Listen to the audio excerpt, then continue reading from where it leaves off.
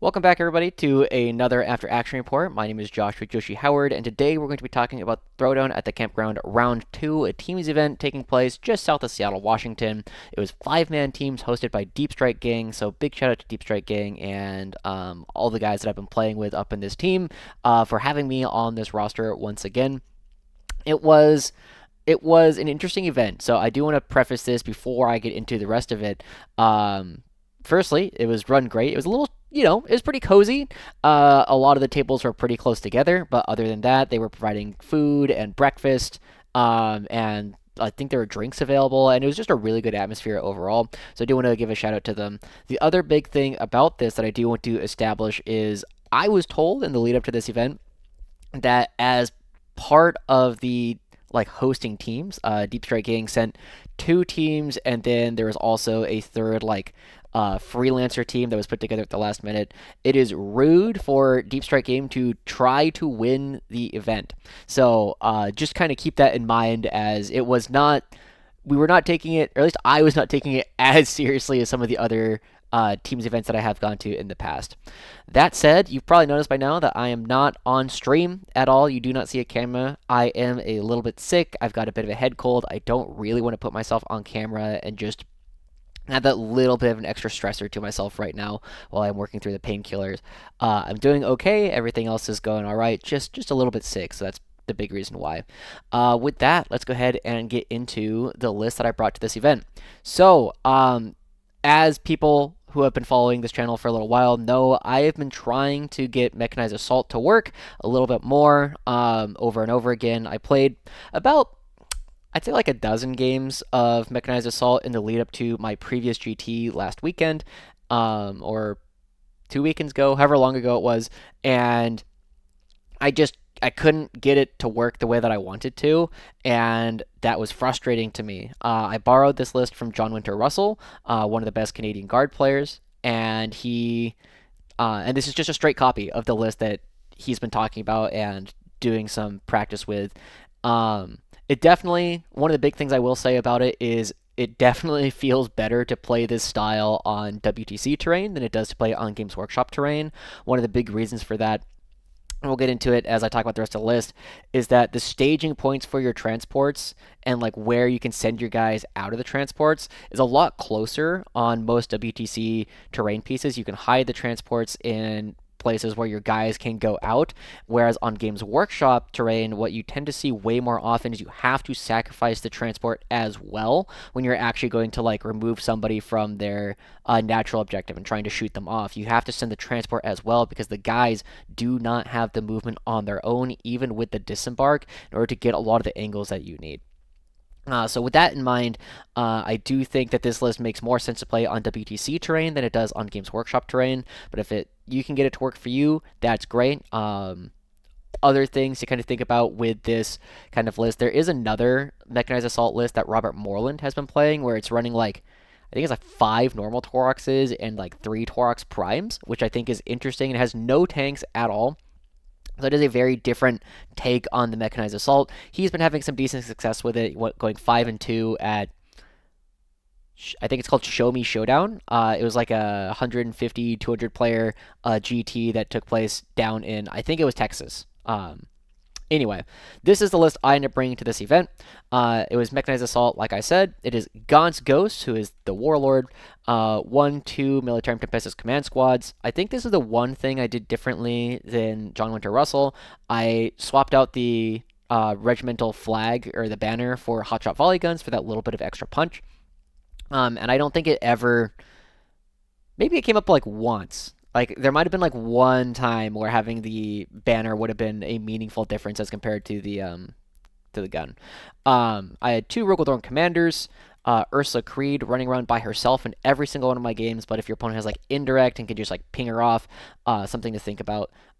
Joining her to the 10 Cadian shock troops, just mostly just sat on the home. Most of the time, you would love to move them over to your natural if your opponent doesn't have actual threats against your home objective. one Chimera with heavy flamers, two normal Tauroxes, one Taurox Prime with all of the volume you can put onto it. So the Gatling gun is the one with the dev wounds, and then the hotshot volley gun. It's just a lot of shots. You're just trying to make sure you get your hits off and maybe kill a couple chaff, and that's really about it. We had 1, 2, 3 units of Kasrkin, all with melted plasma, 2 units of 3 Ogryn, 2 scout sentinels with las cannons, and then 2 5-man units of Tempestus Scions with melted plasma. So, big thing here is you end up having like the 3 units of Kasrkin, 2 units of Scions that just run in, and they can kill, like they will do serious damage to just about anything, including Terminators, but one of the big things that you do have to be very aware of is that if your opponent is good and doesn't allow you to shoot at like their toughness 10, 2+ things when it's not an objective where you don't have access to the full hit and wound rerolls with clear and secure or the reroll wounds coming out from the Tempestus Scions from them being on an objective. It's a lot harder for this army to deal with T10, 2+, and it's also really tough to generally deal with transports. And so one of the nightmare units for this army to run into is something like a land fortress or a land raider, which is toughness 12, 2-up save, and a lot of wounds, because if your opponent doesn't put it on an objective, you can't get access to the full hit and wound rerolls against them, and suddenly you just don't have a lot of the output. The other big thing about this army that I found really true is it tends to trade down a lot, because the Kasrkin and the Scions, they're all like kind of expensive. You end up having to spend a lot of your army killing things that are not worth as much as you want them to, and then by turn like 3 or 4, when your opponent really has to start playing with their heavy hitters, or if they're playing an army that is relatively elite and they have to bring out their heavy hitters relatively early, you can blow them up fairly effectively with the amount of plasma and melta shooting that you are putting out. But if your opponent has a couple of waves of those skirmishers, like chaff and skirmishers that you have to get through first before your opponent is going to bring out the big stuff, that's where this army really tends to struggle in my experience. One of the big things to think about in terms of like team strategy stuff is what kind of role you want your different players to fill. This was not an army that I had super strong opinions on what I was doing. It could defend. It's not necessarily going to be the best defender because it doesn't have like maps that it super loves, and it also doesn't have like matchups that it's like really hunting. So I can kind of flex and do a little bit of anything. And the other thing to kind of keep in mind is me as a player, I'm not the kind of player who is going to very naturally go out and try and get big 20s. Like, I'm not the guy to generally send like, hey, I need you to get a 15 to 20 in order for us to win this round. That's generally not how I generally think about the game. Instead, I'm the kind of player who's like, who's their best player? Can I deal with that list? Yeah, I can. Okay, cool. I'm going to hold them to a relatively close game. I'm not going to get blown out. There are a couple things that I was really trying to avoid. Killing 20 bricks of whatever, whether it be just like 20 Krieg or 20 Orc Boys or 20 World Leader Berserkers. Those tend to be relatively tough. And then any T10 2+, whatever, tends to be a little bit rougher. And then, of course, transports are also things that I don't love playing against. But even then, I'm not going to get blown out by them most of the time. The biggest danger in my experience has been those like 20-man things if your opponent is good enough to not just throw them out into the open. So with that, we ended up playing up against Battle Lads in the first round. This was Jason Bird and many of his friends who run Slaneshmas, which is a really big and very strong event in Washington over in Ocean Shores. And Jason Bird was playing a rather unusual Death Guard list that I haven't really seen much of it before with Deathlord's Chosen, which is the one that has the aura of forcing you to take, they're kind of like leadership tests in order to not take mortal wounds. He was running 2 Lords of Contagions, both with enhancements. One of these is like +1 move and charge or something, and the other one I think is like a teleport. He had the Lord of Virulence, 1 Tallyman, and Typhus. He had 1 5-man unit of Blightlord Terminators, 2 6-man units of Deathshroud Terminators, 3 Fetid Bullet Drones with heavy blight launchers, and then 2 units of 10 Poxwalkers and 1 unit of 20 Poxwalkers. So my initial expectation, kind of looking at this one, is I can actually kill this, right? It is a lot of 4-wound Terminators, but I have a lot of plasma shots. The biggest thing that I have to be really aware of is my opponent's ability to do really good overwatches, because he got a lot of good anti-infantry flamers, and being a lot of toughness 3 infantry, those flamers can really rip through my damage very, very quickly. So I want to try and make sure things are engaged as often as possible so that the Overwatch can't go off. And then I can really honestly kind of disrespect the bloat drone shooting at my Rogal Dorns, because even with the reroll hits, they're still wounding on 5s, and Jason Bird ended up choosing the -1 to hit contagion rather than the -1 save contagion. So my Rogal Dorns are basically always going to be saving on 3s. So realistically, most of the time, a fetid bloat drone without the reduction of save is only going to do like 3, maybe 6 damage to a Rogal Dorn. And if all 3 shoot at the same Rogal Dorn, I have to respect it a little bit. But even then, all 3 with full hit rerolls are very rarely going to kill a Dorn, especially if I pop smoke. I had this one matrixed overall as probably being an 11. Somewhere between a 10 and a 12, or realistically anywhere between a 9 and a 13, I thought was a pretty reasonable score. Partly because there were some good things. My opponent was relatively slow, and I could kill the Terminators. However, I had to be very cautious with how I was approaching the Terminators, and if the 20 Poxwalkers ever got into my lines, it was going to be very bad. We played this one on Crucible Battle Scorched Earth on whatever WTC terrain number this is. One of the main things looking at this map is you have to first figure out like where your Dorns can go. Obviously, this gap here is too small for Dorns to fit through. So your Dorns can be like here, go this way, and then here. I think they get stuck right around here, I think. But your Dorns only have so much leeway with where they're actually allowed to go. The other big thing is this middle, this Thunderdome here, as long as you're not standing on like your opponent's terrain piece, it's actually really hard to shoot into this, because from here you have like this line and then a very narrow line going through here. So there's like this triangle right in here that is very difficult for your opponent to shoot. So if you can get your guys like into this triangle, they are very difficult to remove normally. However, that is also very close for like a transport stage here to just hop guys right on over the footprint, say what's up. Jason and I both were saying relatively early on that this game was almost definitely going to be a 10-10. It was going to be very difficult for either of us to push.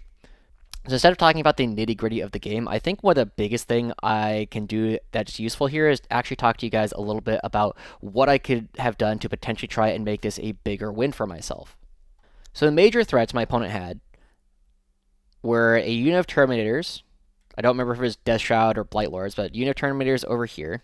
And then the big unit of Poxwalkers, more or less here.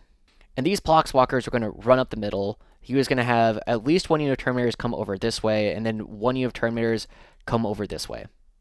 And then he had his fire base of like the fetid bloat drones hanging out like here, and there's like one of them here or something like that. Going back to the discussion that we had during the list is these bloat drones are unlikely to do serious damage to a Rogal Dorn. Even if you have the Lord of Virulence point give them full hit rerolls, through smoke, they still have variable shot count. They're still going to be giving me 3-up saves. So realistically, they're very rarely going to be giving me more than 6 damage. It's usually going to be 3 damage, sometimes it'll be 6, and sometimes you can get really unlucky. But with that in mind, I was actually playing my Rogal Dorns further back than I probably needed to. My general plan was to have one Rogal Dorn basically in here, ready to shoot over this way, and then the other Rogal Dorn hanging out roughly in this pocket where it'd come over this way. It would end up getting stuck. I don't know if it actually gets stuck, but it could end up coming like over here and standing on the objective, but it could also come around like this way in order to play. But I think this Rogal Dorn in particular was played too cautiously.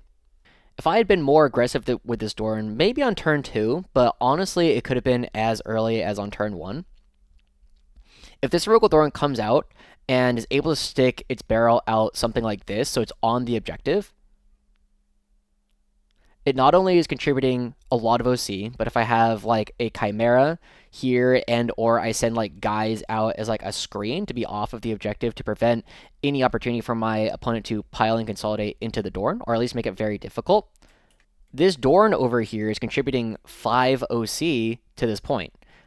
And most of these Terminator bricks are like 5 or like 6. It's like 5 to 7, depending on how many Terminators were actually in the unit. And so this could very easily just be 6 OC by itself, and if I had one other OC standing on the point, that's all I need in order to actually hold the objective. And if we accept that the bloat drones are pretty unlikely to actually do anything of note in order to do like real damage to these Dorns, I'm setting myself up where this Dorn is way more aggressive. It could potentially stick its barrel out this way or to shoot down this line, or it can move more aggressively down this corridor as well in order to create a lot more pressure on my opponent relatively early on. Instead, I made a mistake a little bit later on in the game, where my opponent had a big unit of Terminators hanging out on this objective, and I had set up my transports a little bit too far back where I wasn't able to get guys out to disembark on this objective, and I also needed the CP in order to not only try and kill this unit as much as possible, but also to kill a unit of Terminators that were hanging out over here. I was trying to kill both of them, or at least do serious damage to both of them at the same time. And I ended up low rolling my damage from this unit of Scions over here, and the Rogal Dorn that was hanging out right around here was also not able to get on. The Taurox was not in a position, or it failed its charge. This Rogal Dorn was also not able to get onto the objective. My opponent ends up burning this objective relatively early. I believe it was on turn, it was like turn 4. I believe he ended up successfully burning it on turn 3. And this ended up really hurting because now not only was this Dorn kind of out of position, because there's no longer an objective over here that it needed to play for. But of course, it gave my opponent more victory points as well. And so throughout the game, we were just bleeding each other of resources until at the very end, my opponent just ran out of units in order to do everything that he was trying to do at the same time. So the end score for this one ended up being 74 to the guard to... So the end score for this one ended up being 74 to 75 in Jason's favor. However, of course, because that was not enough of a gap between the two sides in order to be more than 6 points. It ended up being a 10-10. It ended up being a 10-10 in terms of the team score. The rest of my team did pretty well. We had Griffin and Ken both getting 20s. Andrew got a 10. I got a 10. And then Torrin got a 12. So we ended up winning overall 72 to 28. Our next team, we ended up playing up against Paradise, a team that I know several other guys from having gone down and played an event just north of Portland. And they were one of the teams from Oregon that came up to play with us. I ended up playing up against Jess and his Leagues of Votann Hearth Band. He had 2 on here champions, one of them with an enhancement, 1 Mimir Strategist, Uthar the Destined, 2 Capricus Carriers, 1 unit of 10 Hearthguard, 2 units of 5 Hearthguard, 2 Hecaton Land Fortresses, 2 Hernkin Pioneers, 2 units of 10 Jaegers that got split into 5s, and then 2 units of Ironkin Steeljacks with the Plasma Swords. Now, Hearthband is a detachment I don't see very often, but basically it just gives almost your entire army reroll 1s to hit, and it really pumps up some of the things that you can do with the Hearthguard. Because you can give them access to 6-inch Deep Strike without charge, and then 6-inch Pile and Consolidate. I'm not going to lie, when I took a look at this matchup, I did not think it was going to be very good. The biggest problem, of course, is the fact that he has these 2 Hecaton Land Fortresses that I am going to really struggle to kill because they are a Toughness 12 2-up save. And as long as Jess is not putting them on objectives or putting them to objectives that I cannot reach on that turn, he's going to be scoring a lot of primary that way. The Ironkin Steeljacks also having the 2-up saves are not quite as scary, but the Hernkin Jaegers gives him a lot of that cheap trash that I was talking about that makes it really hard for Mechanized Assault to actually trade up. So it ends up being a lot of spending units to trade down. The one good thing for me is all these Einhir Hearthguard are only 2 wounds and don't have an invul normally, but you can spend a CP to give them a 4-up invul in this detachment.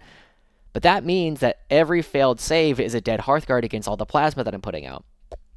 Every failed save is a dead Hearthguard to one of the Ogryn Ripper guns. But overall, I had this one matrixed as like a 5. I did not think this was going to be a very good matchup for me. Jess and I end up playing this game on Terraform Crucible of Battle. On, again, whatever WTC map number this is. Jess actually played this side of the board quite well for the first several turns. He had like a unit of Jaegers, and then like a Capricus Carrier with more Jaegers, and then like a unit of bikes over here. And then I had several transports. There's like a Taurox and then like a Prime set up with the idea being that this angle is not really real. They're going to hang out around here and I'm going to disgorge guys and take away his natural over and over again. But Jess took the bikes coming out this way and he was able to get a charge into the transport turn 1. And then he did the same thing on turn 2. And then he did the same thing with another unit of Jaegers on turn 3. And that did a couple of things. One, it meant that my transports were just kind of hanging out over here for a large part of the game. However, the flip side of that was that it meant that he wasn't doing any actual damage to the transports, and even though he was doing a really good job at stopping me from like coming out this direction, he was leaving resources alive towards the end of the game. If I was too passive with my Dorns in game 1 going up against Jason, I think this was a game where Jess was too passive with his Hekaton land fortresses. A really big thing about the mechanized assault as compared to combined arms is we don't really have any opportunities to strip cover or increase AP with any of our Rogal Dorns, so basically all of our AP is 1 lower than you would expect. So my general plans here was there was going to be a Dorn hanging out here at a range that was too far for a land fortress that was over here to actually shoot at, because the real guns that you care about are mostly 24-inch or 30-inch range. And then the other one was going to sit here and more or less either kill anything that like showed up on this footprint, or later it was going to like stand in this ruin and then shoot anything that ended up on the middle objective. Jess, for his part, was doing basically the same thing. He had a land fortress like hanging out here and then another land fortress hanging out here for most of the game. But I think he could have done a little bit better with them. If he could have gotten this land fortress to be standing right about here, with all the cycle charging he was doing onto everything that was here, I was not going to be able to get guys out, and I was not going to be able to draw a line with a Rogal Dorn from here in order to actually shoot at this land fortress. Instead, he was really trying to focus on making sure that I did not have access to him on this line of sight, which is plausible, but it does mean that the land fortress is much further back. And I think a similar thing could have happened on the other side of the board, where this land fortress just kind of hanging out here for most of the game. It was not going to be all that difficult for the land fortress to start maybe here off the line of sight and then move and just hang out here, ready to just pop right over this part of the terrain in order to not only shoot here, but also really ruin a lot of my staging points. I think Jess was over-respecting the damage I could do with my Rogal Dorns. Because of that, by the time like our big vehicles really got engaged in like proper combat, I had a Rogal Dorn hanging out here, and it shot like Ironkin or Hearthguard or something off of this objective. But eventually, I had my Rogal Dorn just hanging out on this objective later on, just accepting that it's probably going to die, when the fortress that was here and this fort like came out, like they were going to be able to destroy this relatively easily, but I was going to spend this Rogal Dorn in order to stop my opponent from getting a bunch of primary.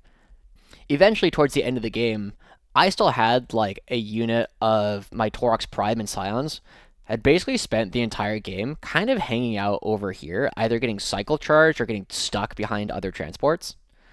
But because I just had like stuff that was here that was never killed, because it was getting cycle charged by stuff that couldn't actually kill it, I eventually just had the resources at the end of the game to just like park guys on like this objective, and sticky my home. Which ended up being more or less the way that I got my way to a singles victory, but a team's draw, because it still ended up being a 10-10. And going back, I think this was a matchup where I was expecting to get a lot lower. I think a 5 is probably too low in retrospect, but I think a 7 is also pretty fair. And I think a big part of that does come down to my opponent not realizing how aggressive he can really be with these land fortresses. But still, getting a +5 for me on the Matrix was not enough. While Ken did end up getting another 20, I got a 10. Unfortunately, Andrew was pinned by Recon Guard with Eldar, and we did see what happened between Nemo and Folger. Torn, unfortunately, came back with a 1, and Griffin came back with a 2. So a couple of bad games for us end up being too much for us to overcome. We end up losing to Paradise 38-62. After that, I learned how to play Blood Bowl a little bit. That was fun. That's a cool game. We only had 2 rounds on day 1. We only had 2 rounds on day 2, so there was a decent amount of time after the end. We played some cash and guns. It was a really fun time overall. But when we came back, it was time for us to play up against Heroic Knights, and I had the pleasure of playing up against Zach Starcher and his Tactical Brigade Orks. Zach had a list that was very reminiscent of a lot of Tactical Brigade lists that we used to see. It was 2 Beast Bosses, 1 Big Mech and Mega Armor, I believe this is the one that gives the 4-up invul, 3 Big Mechs with Shock Attack Guns, Boss Snickrot, 2 units of 10 Beast Snagga Boys, 2 units of 5 Storm Boys, 4 trucks, 1 unit of 10 Flash Kits, 1 unit, 2 units of 10 Gretchen, 1 unit of Commandos that got split into 2 5s, and then 3 units of Tank Bustas. Now, Zach's list and mine do a lot of fairly similar things. Zach's list and mine both kind of struggle in that we don't have a ton of like truly cheap units that want to go out and really play the game. Beast Snaggas with Beast Bosses and then the Storm Boys are all fairly cheap and they can go do like nuisance charges, but they're not really going to be doing a lot of killing. And while his Flash Kits and the Tank Bustas do present a threat when combined with the Big Mechs to actually kill Dorns, I don't have to show him my Dorns because it's not like his stuff is difficult for me to kill either. The Chimera is actually a real threat to a lot of the 5-man things. The Ogryn are going to be killing 5-man things relatively easily on their own as well. Zach and I end up playing this one on Hammer and Anvil Hidden Supplies. And just because I am going to be on the left. This game, we both kind of said relatively early on, I think there's going to be a lot of staring at each other. Because I have like a Dorn here that never can get close enough to like the Tank Bustas here. Because if I get too close to the units of Tank Bustas, I'm just going to die. Meanwhile, the Tank Bustas and like the truck with like the Flash Kits, I think was like here. And then there's like another unit of Tank Bustas down here in a truck. Like none of these things can really show them. None of these things can show themselves to the other person without getting obliterated. And this was a game that I have matrixed as a 10. I think it was really hard for either of us to really get much of an advantage on this mission, and I figured that probably whoever went second was going to end up being the person who had the high end of the draw, right? Whoever went second was going to get like an 11, 12, maybe a 13. And whoever went first is probably looking at a 7, 8, or 9. And that's more or less what happened. I parked like a Chimera here, and then I had like 2 Tauroxes ready to go here, this one being the Prime. And then I had like another Taurox kind of hanging out over here, and like Kasrkin.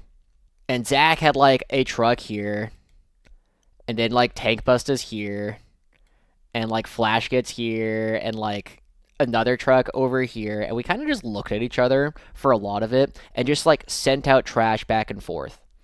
We had like Grot skirmishing with Kasrkin over here rather consistently. We had like Storm Boys from here like launch an assault, and I launched a counter assault with Ogryn in order to like stand here and block the unit of Beast Boys or whatever it was that was inside this truck. And then like a Dorn stood here out of range of all of his real shooting. I don't think either of us like made any obvious mistakes. I think the biggest thing about this game is because we were playing 4-hour rounds. When I don't feel like a time pressure, I have a lot of fun being like ultra precise with my movement. And I will take blame on this one for sure, where I think I probably played a little bit slower. And so by the time we get to like by the time we're getting to like bottom of 4, I asked my opponent, hey, we got about 30 minutes left on the clock. I'm okay with talking it out, but if you want to play like hard dice down at the end of the hour, I'm also fine with that. Just let me know so I can make my decisions. And my opponent says, I think you've been fairly slow overall. I mean, he said it very nicely, but you know, I probably was. I think we're gonna hold it to like hard dice down at the end of the timer, and I'm like, totally fair. But the game just went back and forth. Neither of us scored basically any primary. He held an objective in No Man's Land once. I held an objective in No Man's Land once. And we only end up finishing 4 battle rounds. And while Zach started off drawing pretty hot in his secondaries, his turn 3 and his turn 4 secondaries were not very good. Whereas my secondaries on turn 1 were bad. And then after that, I was just drawing straight gas for the rest of the game. And so even though I didn't get my bottom of 5, hold 3 objectives in No Man's Land score of 15, I drew enough extra secondaries throughout the course of the game in order to get a 7-point win meaning that I ended up coming back with the 11-9. We ended up doing a little bit of talking afterwards as people were like starting to get ready for lunch. We mostly agreed, yeah, if we end up playing out turn 5, it's probably still an 11, but maybe I get a 12. So I'm not super sweating it one way or another. I had a lot of fun. I talked to Zach, and he definitely said he had a lot of fun, so hopefully that's true. But being basically exactly on Matrix and saying, yeah, I think this is a 10, whoever goes second is probably going to get like an 11 or a 12, and being the person who went second and coming back with an 11 was like, cool. I did exactly what I told my team I was going to do. At the end of the round, as a familiar sight, Ken Bush coming back with a 20 once again. Apparently, he has played Justin at several teams events in the past. Griffin, unfortunately, getting a 0 into Nicholas. Torrent getting a 6 into Guard. Caleb Smith, the same Guard player that won the Laughing Dragon GT that I was at however many weeks ago it was. And Andrew Mitchell with a 16-4 over Peter's Chaos Knights. Peter was actually the guy who ran Laughing Dragon. So overall, we ended up trading 20s back and forth. We traded 16s back and forth. So overall, we traded 20s back and forth. They got a 14, we got a 16, and then I picked up an 11. So we ended up getting a 53-47, which at this team's event was a draw. But I had a good time, and I definitely feel like I did pretty much exactly what I was expecting to the entire game, which feels good more as a predictive level than necessarily as like I did the thing. In my last game, I ended up playing up against Justin and his Ultramarines Gladius Task Force. We were not playing with the new Victrix Guard available yet. So this was a more traditional Ultramarines Gladius.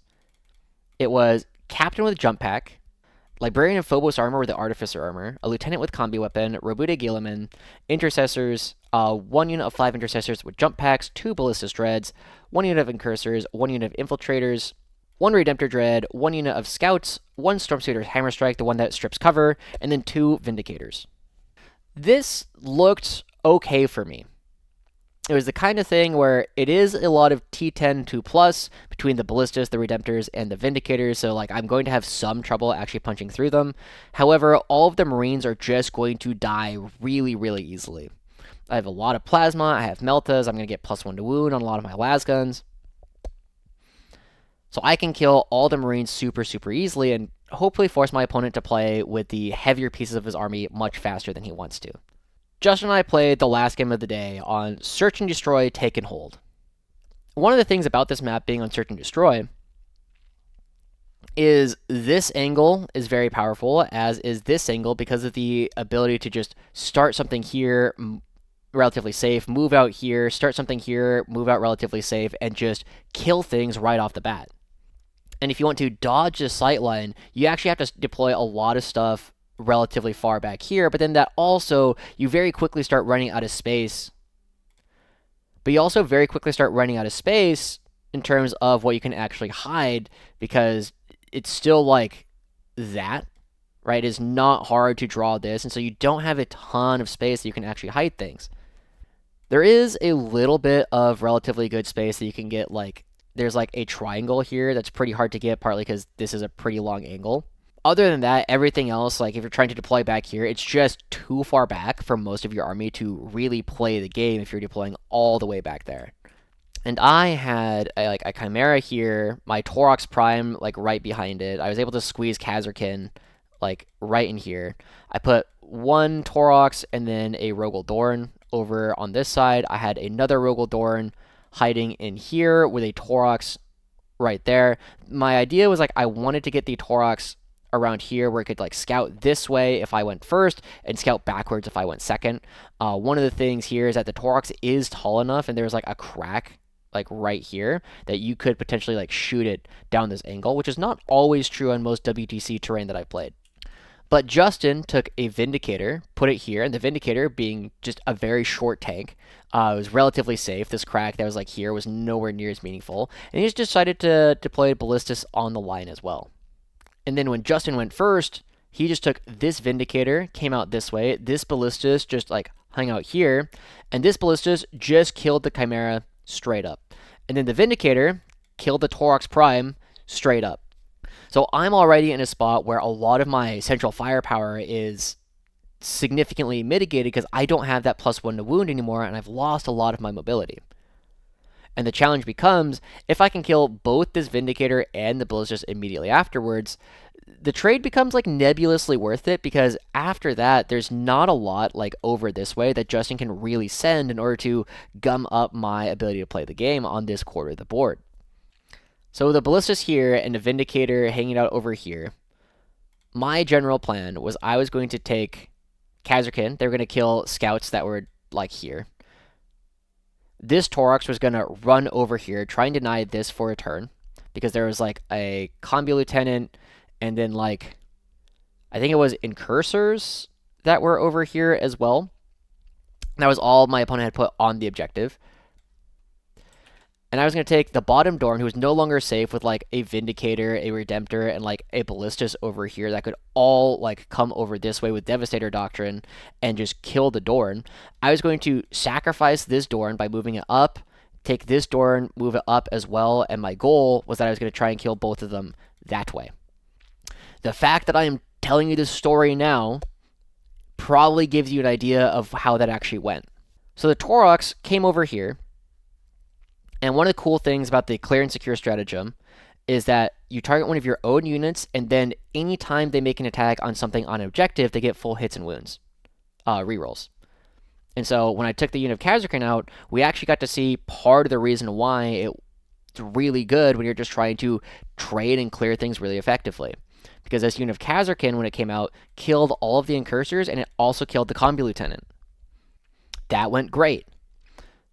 The Scions that had hopped out of the Prime, like, moved up in order to try and get some range here. The unit of Ogryn that had fallen out of the Prime moved up to also just kind of be hanging out over here.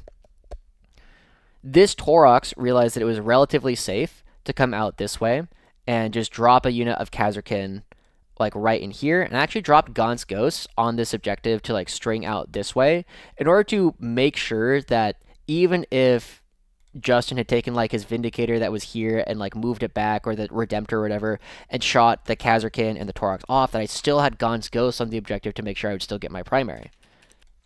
But then as the Dorn came up over here, I shot with the Scions first into the Ballistas, did 0 damage.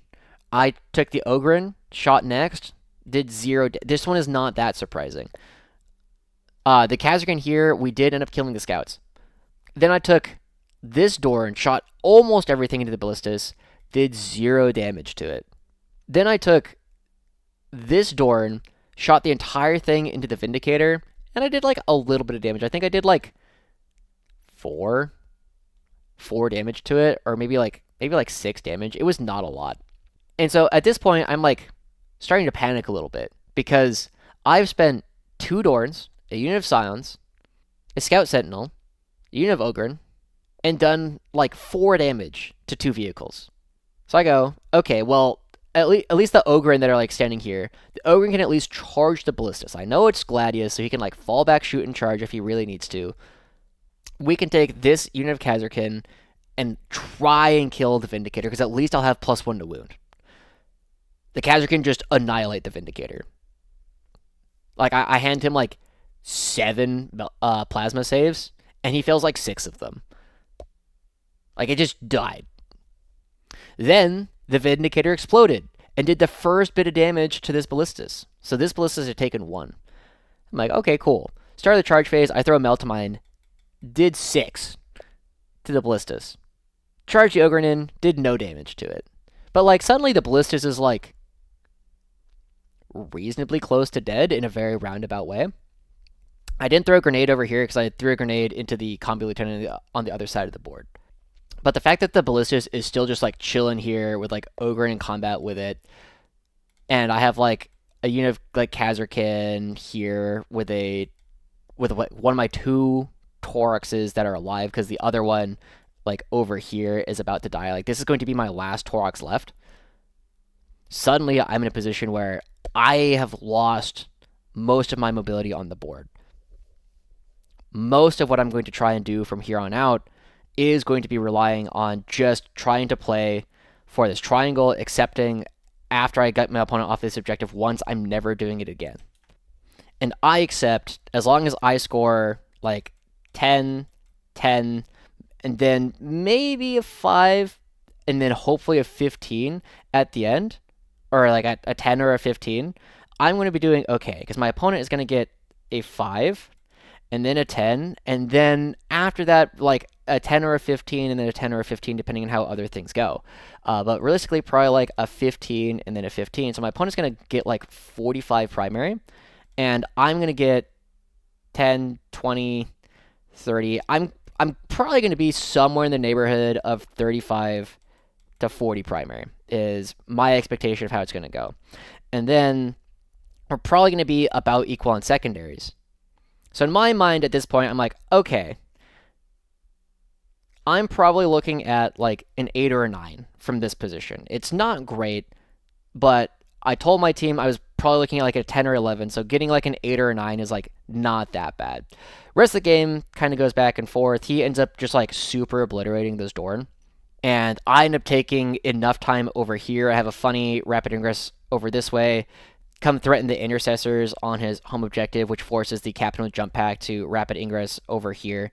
And then they came out like this way, killed that, and then also killed Gaunt's Ghost, who had like shown up behind them. So giving up Gaunt's Ghost might have been one of the bigger issues I had in this game, because I probably didn't need to lose Gaunt's Ghosts. Eventually we get to like turn 4, and the Guilliman is just like hanging out on my home objective. G-Man's just hanging out. And I still have the resources necessary to very comfortably hold this in bottom of 5. And then maybe I can hold this one in bottom of 5 as well. So I go, okay, so now we're looking at like probably a 9. The big question is going to be, do I score this? Because if I do score the objective, I'm going to get a 9. If I don't hold it at the end, I'm going to get an 8. G-Man comes over, comes out this way. I have set a unit of Kasrkin up right behind this crate, ready to just run over, eat an Overwatch, and accept whatever happens in that Overwatch. But Guilliman comes out. He has other ideas. He comes out this way, and he has like a 10-inch charge from here to the closest Kasrkin here. And Justin nails it. And I go, immediately as soon as we saw it, he rolls boxcars on the charge. I just shake his hand and is like, well done, sir, well done. Because that had completely dashed any hope of me actually holding this. I didn't know this at the time, and I don't believe my opponent knew it either, but me getting a 9 and me getting an 8 were the difference between my team walking away with a win and my team walking away with a draw. So hitting that 10-inch charge at the very end secured Justin's team a draw, which was honestly really hype, and I had no idea. The one thing about this game, because it was a lot of fun, it was a very precise game. I always love playing with precise players, is that in the bottom of 1, I end up walking over to my team captain, and I tell him I had a dice collapse. This ballistus living, I didn't say this part of it, but I had a dice collapse. I'm going to be a little bit below matrix. Because I had this original matrix as like, you know, a 10 like a 10 or 11 probably. And then as soon as the dice collapse happens, I'm like, I'm thinking it's probably 9 to 10. If things go really bad, it might be an 8. And so the fact that I had this, so the fact that I was accurately calling my scores, I think was probably the most confidence boosting thing of this event. I was pretty much bang on matrix twice, getting 2 10s when I was like, yeah, this is probably a 10 or an 11. I got a 10 when I was expecting to get like a 5, which I probably should have been like predicting like a 7. But I still, either way, I outperformed the matrix. And then the one time that I ended up being below matrix, I called it really early for my captain, said, hey, I'm going to be below matrix because some things have not gone my way. And so for the last round, we end up getting a 54 to 46 because, Ken slacking here, only getting a 16 instead of a 420 in a row. Torn ends up coming back with a 17-3. Griffin gets a 3-17. Andrew gets a 10-10 up against Cast Space Marines. I come back with my 8-12 up against regular Space Marines. Overall, though, I had a lot of fun. I want to give another shout out to Deep Strike Gang for not only having me on the team, but also for hosting this awesome event. I hope this was entertaining for you guys, and I hope these after action reports are useful for you guys as you're trying to learn to play the game on your own, trying to get more into tournament play as well. I'm gonna go take another painkiller, but for now, thank you guys for watching, and I'll see you guys all next time. Bye bye.